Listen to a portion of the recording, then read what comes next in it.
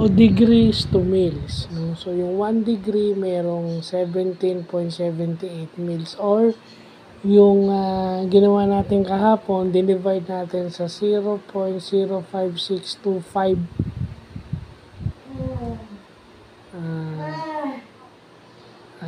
degrees, no? Pwede yon dalawang ways. No? Dito, makikita rin natin yung aside from that, meron tayong kinuha degrees to millimeter. Although hindi sila related, pero may formula para sila makuha. So, yung unang formula na nakuha natin is pag given yung radius. Kaya nakita niyo yung formula, di ba? Pag given ng radius, ayan yung formula niya. So, nakita nyo yung formula from degrees to radian, yung pi over 180 o yung 0.01745. Ayan. Sinulat ko na rin, baka makalimutan ko. Yan. Pag given yung radius ng circle. So from degrees to millimeter, kailangan yung radius. No? Gaano ka kalayo yung gaano kalaki yung gaano kalawak yung radius, no? In millimeters. Parang ganun yung sinasabi. Kasi an angle and a length measurement is not related. So, kailangan yung radius or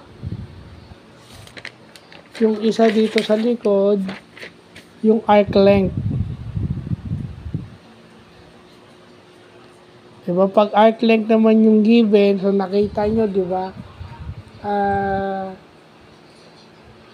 Degree to radian. Dito naman, degrees to radian to degrees. Di ba? Kasi yung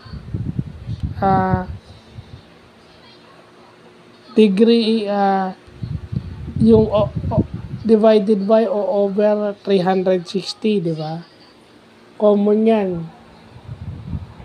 Radian to degrees yan. Kaso kasi imbis na 360, 180 yung divisor. I-divide mo siya sa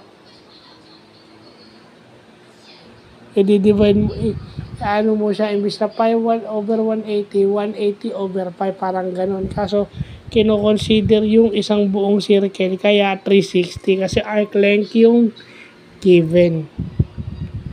So, kung given yung arc length, kaya yung formula niya. Kung given yung radius, ganun yung formula niya. So, ang magiging sagot mo, in millimeters na.